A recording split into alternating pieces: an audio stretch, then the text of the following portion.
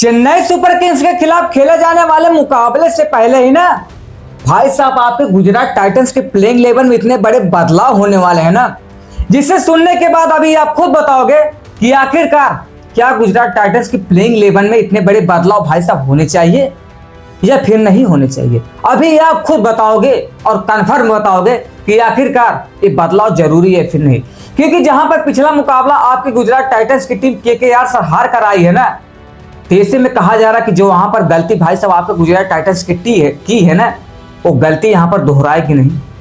इसीलिए कहा जा रहा कि इस मुकाबले में क्या पता आपके गुजरात टाइटंस की प्लेइंग 11 में बदलाव होने वाले हैं। तो चलिए जानने की कोशिश करते हैं कि आखिरकार वो कौन से खिलाड़ी होने वाले हैं जिन्हें इस बार प्लेइंग 11 में मौका दिया जाएगा। और भाई साहब ये गुजरात टाइटंस के लिए कोई साधारण मुकाबला नहीं होने वाला है कि अगर मान लो मुकाबला हार गए हम, कोई फर्क नहीं पड़ेगा। फर्क पड़ेगा, और क्यों पड़ेगा अभी आप खुद बताओगे। आपको बता दें कि यहाँ पर भाई साहब गुजरात टाइटंस और भाई साहब सीएसके के बीच मुकाबला खेला जाएगा। यह आईपीएल का 66वां मुकाबला होने वाला है। धीरे धीरे आईपीएल अपने लास्ट पड़ाव पर चल चुका है, क्योंकि भाई साहब बहुत दिन नहीं बचा है। यहाँ पर आज 20 से 21 तारीख हो ही जा रहा है, उसके बाद 31 मार्च को आईपीएल 2026 का फाइनल खेला जाएगा। तो ऐसे में बहुत समय अब नहीं बचा हुआ है। आपको बता दें कि यह मुकाबला कहीं और नहीं बल्कि अहमदाबाद के नरेंद्र मोदी स्टेडियम में खेला जाएगा, जो कि मुकाबला शाम 7:30 बजे आपको शुरू होते हुए दिखाई देने वाला। आपको बता दें कि यहाँ पर अगर आपके सीएसके की टीम इस मुकाबले को हारती है जीतती है भाई साहब, उससे कोई फर्क नहीं पड़ने वाला है, क्योंकि अगर इस मुकाबले को आपके सीएसके की टीम जीतती है तो भी वह क्वालिफाई के रेस में भाई साहब नहीं पहुंच पाएगी। अगर जीतती है तो उनके पास टोटल 14 पॉइंट हो गया, और 14 पॉइंट के साथ आपकी टीम जो है क्वालिफाई नहीं कर पाएगी, क्योंकि अभी जो आगे की टीम भाई साहब बचे उनके पॉइंट इनसे ज्यादा है। तो इसीलिए आपकी जो सीएसके की है उसकी उम्मीदें खत्म हो चुकी है। लेकिन यहाँ पर अगर गुजरात टाइटंस की टीम भाई साहब इस मुकाबले को हारती है ना, तो उससे फर्क पड़ेगा और बहुत फर्क पड़ेगा, क्योंकि अगर एक टीम टॉप 2 में फिनिश करती है ना, तब तो भाई साहब इसके लिए वाह ही क्या बात हो जाएगा। अगर टॉप 2 में फिनिश करी भाई साहब, क्वालिफायर 1 खेलेगी, उसके बाद डायरेक्ट फाइनल पहुंच जाएगी अगर मुकाबला जीत जाती है। तो इसीलिए यहाँ पर आपकी गुजरात टाइटंस की टीम ना भाई साहब इस मुकाबले को जीतने के लिए ना पूरा का पूरा एडी चोटी का जोर लगाते हुए दिखेगी।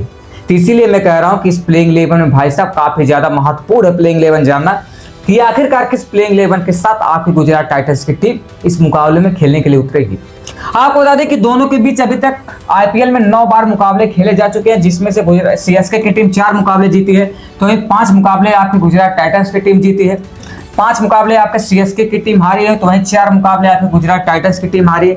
एक भी मुकाबला ऐसा नहीं था जो कि बारिश या किसी अन्य वजह से मैच रद्द हुआ।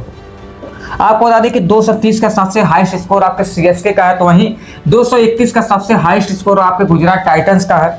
133 का सबसे लोएस्ट स्कोर आपके सीएसके का है, तो वहीं 143 का सबसे लोएस्ट स्कोर आपके गुजरात टाइटंस का है। यहाँ अगर मैं आपको बता दूंगा ना, तो थोड़ा बहुत भाई साहब यहाँ पर गुजरात टाइटंस की टीम मजबूत होते हुए दिखाई दे रही है। और मैं किस लिए कह रहा हूँ, क्योंकि अभी जिस तरीके से प्रदर्शन आपके गुजरात टाइटंस की टीम कर आ रही है, और भाई साहब अगर प्रदर्शन अच्छा नहीं की होती तो आज 8 मुकाबला जीत कर 16 पॉइंट भाई साहब उनके नहीं हुए होते, और आज वो क्वालिफाई में नहीं होती। इसीलिए उनकी टीम यहाँ पर थोड़ी मजबूत दिख रही है, और यहाँ पर एक मुकाबला भी ज्यादा जीती है। तो यहाँ पर जो जीतने के चांस है वो थोड़े बहुत आपके यहाँ पर गुजरात टाइटंस के भाई साहब बढ़ जा रहे हैं। वहीं अगर हम प्लेइंग 11 की भाई साहब अगर बात करें, तब तो अभी आप कंफर्म बताओगे कि आखिरकार इस मुकाबले को आपकी गुजरात टाइटंस की टीम जीत पाएगी। वहीं अगर हम बात करें सुमन गिल, गजब की भाई साहब बल्लेबाजी हो रही है, गजब की बल्लेबाजी। वहीं उसके बाद भाई साहब साई सुदर्शन आ जाते हैं, गजब की बल्लेबाजी बंद कर रहा है। 4 अर्धशतक भाई साहब लगातार मारकर आ रहा है, लगातार 4 अर्धशतक। तो भाई साहब बल्लेबाजी जो है ना, ये ओपनिंग जोड़ी भाई साहब नहीं है, ये तबाही है, तबाही। अगर इस दोनों बल्लेबाज को आप यानी कि यहाँ पर सीएसके की टीम नहीं है भाई साहब आउट कर पाते हैं ना, तो मुकाबला आप समझ लो सीएसके की टीम वहीं पर हार जाएगी, क्योंकि जिस तरीके से भाई साहब अभी ये दोनों रन बना रहे हैं। और वहीं ऑरेंज के लिस्ट में ना भाई साहब 4थे और 5वें नंबर पर है। आपके यहाँ पर जो साई सुदर्शन और 4थे नंबर पर है, तो वहीं आपके 5वें नंबर पर भाई साहब आपके सुमन गिल है।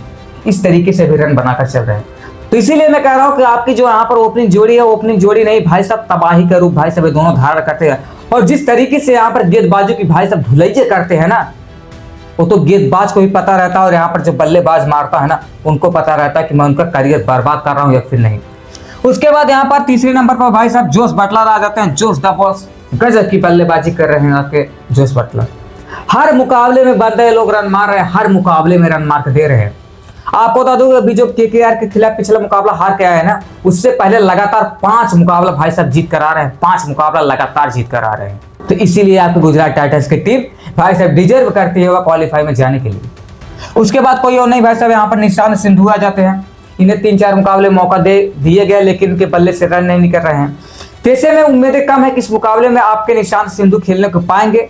लेकिन अब भाई साहब उस समय और वक्त बताएगा कि आखिरकार क्या प्लेइंग 11 में इन्हें मौका देना चाहिए। और बाकी भाई साहब अगर आपके बल्लेबाज 3-4 मुकाबले में मौका देने के बाद लगातार अगर फ्लॉप हो रहे हैं, तो यहाँ सवाल आप क्वालिफाई का है, उसके बाद फाइनल का है। तो उम्मीदें कम है, अब देखना होगा कि भाई सब मौका देते हैं कि नहीं देते। लेकिन इनके पास अभी बल्लेबाज है और मौका देना चाहिए, क्योंकि आप एक प्लेयर के ऊपर भाई सब अगर नहीं प्रदर्शन कर पा रहा है तो उसे आपकी टीम रिस्क नहीं लेना चाहेगी, उसे हटाकर दूसरे प्लेयर को मौका देना चाहेगी। उसके बाद भाई सब वाशिंगटन सुंदर आ जाएंगे, अच्छी खासी बल्लेबाजी कर रहे हैं। पहले तो इनके बल्ले से रन नहीं कर रहा था, लेकिन अभी 4-5 मुकाबले से लगातार रन बना कर दे रहे हैं, तो अच्छा कर रहे हैं। उसके बाद भाई साहब जेसन होल्डर, आपको बता दो कि जो 4-5 मुकाबले आपके यहाँ पर गुजरात टाइटंस की टीम लगातार जीती है ना, उसमें सबसे बड़ा योगदान भाई साहब इन्हीं जेसन होल्डर का रहता है। अगर यह बंदा ना होता तो आपकी गुजरात टाइटंस की टीम जो 4-5 मुकाबले लगातार जीत कर आ रही थी ना, वो भाई साहब नहीं जीत पाती। तो उसमें सबसे बड़ा योगदान आपके जेसन होल्डर का भाई साहब रहता है। हर मुकाबले में बंदा 3-4 रन ऐसा निकालता है, 3-4 विकेट ऐसा निकालता है। हर मुकाबले में 3-4 विकेट लेकर दे रहा है। अभी पिछले मुकाबले में केकेआर के खिलाफ भाई साहब विकेट नहीं पाया था, तो दांव पर देख लीजिए आपकी गुजरात टाइटंस की टीम मुकाबला हार चुकी थी। ऐसे में आपके यहाँ पर गेंदबाजी काफी अच्छी खासी है। उसके बाद भाई साहब राशिद खान आ जाते हैं, गजब की गेंदबाजी कर रहे हैं। बंदा समय पड़ने पर भाई साहब बल्ला भी उठा लेता है, इस तरीके से रन भी बना कर देता है। वहां पर भाई साहब अरशद खान आ जाते हैं, गजब की गेंदबाजी कर रहे हैं। तो इसीलिए यहाँ पर आपके जो गुजरात टाइटंस की है भाई साहब, उसमें गेंदबाजी और बल्लेबाजी दोनों अच्छी खासी है, दोनों कूट कूट कर भरी है। उसके बाद यहाँ पर कागिसो रबाडा, भाई साहब लाजवाब गेंदबाजी हो रही है। साई किशोर, भाई साहब गजब की गेंदबाजी हो रही है। उसके बाद मोहम्मद सिराज, भाई साहब डीएसपी साहब हैं, किसी को भी अरेस्ट कर सकते हैं, इनको तो खुला छूट मिला हुआ है। उसके बाद अगर इम्पैक्ट प्लेयर की बात करें तो भाई साहब प्रसिद्ध कृष्णा। ऐसे में यहाँ पर आपकी जो गुजरात टाइटंस की भाई साहब प्लेइंग 11 है, उसमें गेंदबाजी जो है ना, वो गेंदबाजी नहीं बल्कि तबाही का रूप भाई साहब धारण करके बैठी हुई है। इस तरीके से आपके गुजरात टाइटंस के भाई साहब प्लेइंग 11 है। तो इसीलिए यहाँ पर आपके गुजरात टाइटंस की प्लेइंग 11 भाई साहब हारने का नाम नहीं लेते रही है। इस तरीके से जब बल्लेबाजी भाई साहब मजबूत हो, गेंदबाजी मजबूत हो, तो आपकी टीम कैसे ही हारेगी। वो तो मान लो भाई साहब किसी मुकाबले में हार तो जाएगी, ऐसा नहीं कि आप हर मुकाबले को जीत कर आओगे। कोई अगर आप शेर हो तो आपके खिलाफ भाई साहब कोई 1.25 शेर भी मिल सकता है ना। तो ऐसे में यह कुछ रहने वाली है आपके गुजरात टाइटंस की प्लेइंग 11, वैसे बहुत ज्यादा चेंजिंग नहीं होगी। वहीं अगर निशांत सिंधु को भाई साहब अगर बैठाया जाएगा तो बैठाया जाएगा, नहीं तो प्लेइंग 11 सेव रहने वाले हैं, क्योंकि सब अच्छा करके आ रहे हैं और इम्पैक्ट प्लेयर के रूप में आपको प्रसिद्ध कृष्णा खेलते हुए दिखाई देने वाले हैं। बाकी आपको क्या लगता है, क्या इस प्लेइंग 11 के साथ आपकी गुजरात टाइटंस की टीम भाई साहब मुकाबले जीत पाएगी? सामने सीएसके की टीम है। हाँ, वो तो कहेंगे भाई साहब अब हम नहीं जा रहे हैं, तो आपको जाने भी नहीं देंगे। अब देखना होगा कि इसलिए मैं कह रहा हूं कि यह मुकाबला काफी ज्यादा दिलचस्प होने वाला है। बाकी आपको क्या लगता है, आप बताइएगा कि आपके हिसाब से गुजरात टाइटंस की प्लेइंग 11 क्या रहनी चाहिए और आप किसके फैंस हैं, गुजरात टाइटंस या फिर सीएसके? आप मेरी राय जरूर बताएं। बाकी अधिक जानकारी चाहिए तो इस वीडियो में क्लिक करके देख सकते हैं। मिलते हैं नेक्स्ट वीडियो में, तब तक के लिए जय हिंद, जय भारत, वंदे मातरम।